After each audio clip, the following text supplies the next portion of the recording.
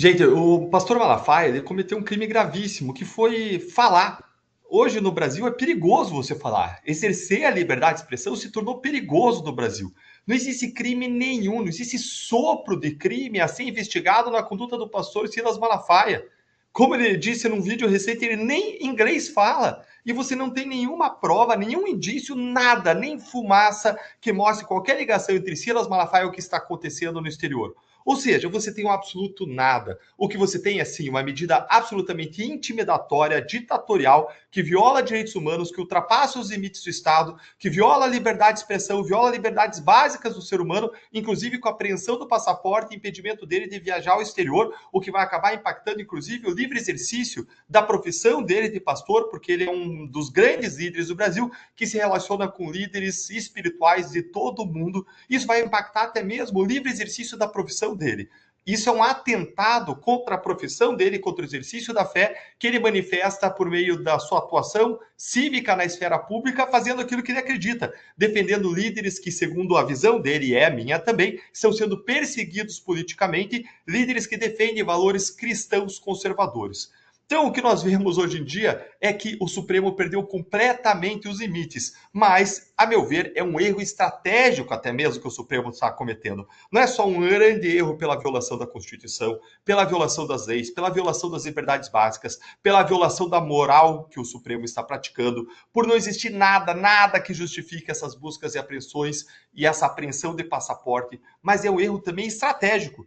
Ainda que a gente admitisse que o Supremo pudesse fazer isso, e se houvesse condição de fazer uma análise de conveniência e oportunidade, o que ele está fazendo é basicamente comprar briga com todo um novo setor, o setor evangélico, que tende a tomar as dores do pastor Silas Malafaia, porque sabe que crime nenhum ele cometeu, que não existe qualquer sinal de crime. Isso só vai exasperar as provas de abusos que o STF vem praticando em relação a toda uma massa de pessoas evangélicas hoje que já são um quarto da população brasileira.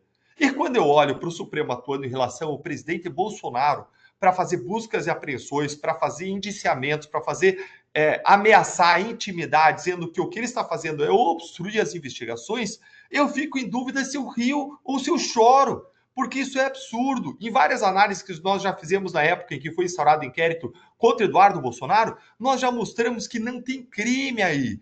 O próprio Procurador-Geral da República já tinha arquivado a investigação pelo comportamento de Eduardo Bolsonaro no exterior. O próprio Supremo já tinha arquivado. E aí eles desarquivam quando a água sobe para o pescoço. Quando eles veem que as ações de Eduardo Bolsonaro não eram palavras ao vento, quando eles identificam que realmente eles têm a chance de ser punidos pela Magnitsky e Moraes é punido pela Magnitsky e os outros estão em risco de ser punidos, aí eles usam aquele inquérito, aquela atuação do Bolsonaro no exterior como instrumento de intimidação. E por que não é intimidação, Deltan? Porque basta você abrir o Código Penal. Você abre o Código Penal no artigo 23 e você vai ver que não é crime o exercício regular de direito.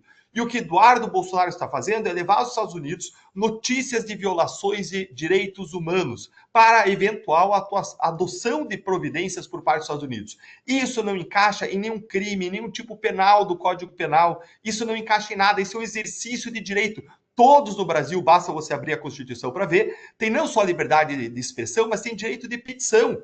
O que ele está fazendo é a mesma coisa que as vítimas de regimes abusivos ditatoriais, como Venezuela, Cuba, Rússia e outros regimes iraniano, fazem ao ir para o exterior e buscar denunciar as violações de direitos humanos que acontecem dentro de seus países.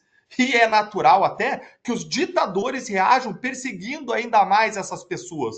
Agora, isso só exaspera e mostra ainda mais para o mundo inteiro ver, e os Estados Unidos já estão bem conscientes disso, não só na esfera do poder executivo, mas a imprensa americana já tem criticado duramente os abusos aqui no Brasil. Isso só exaspera para o mundo e torna ainda mais claro o que está acontecendo no Brasil. Olha, se a gente estava falando antes que os ministros aí estão dando 6, 12, estão até passando por cima do Lula na sua trucada, o que a gente vê agora é que eles estão aí querendo uma provocação direta aos americanos, porque lembre que os Estados Unidos estão de acordo com o que Eduardo Bolsonaro está fazendo. Estão numa provocação direta aos americanos, pedindo que os Estados Unidos joguem aqui uma bomba atômica. Não bastasse o que aconteceu ontem, que por conta da atuação do Supremo, a gente teve uma perda de valor de mercado dos bancos de 42 bilhões de reais. Gente, 42 bilhões de reais é todo o prejuízo do Petrolão sobre a Petrobras. E ainda tinha gente que criticava a Lava Jato por querer recuperar, dizendo que a Lava Jato está prejudicando a economia. Cadê agora a imprensa criticando esses prejuízos concretos, aferíveis em bolsa de valores, contabilidade, matemática, causados por uma canetada suprema? Cadê toda a gritaria em torno disso? Quando a gente vê os grandes poderosos agora atuando, a gente escuta, infelizmente, um silêncio eloquente que mostra e denuncia, sim, a hipocrisia de todos aqueles que criticavam a Lava Jato e hoje passam pano para o Supremo Tribunal.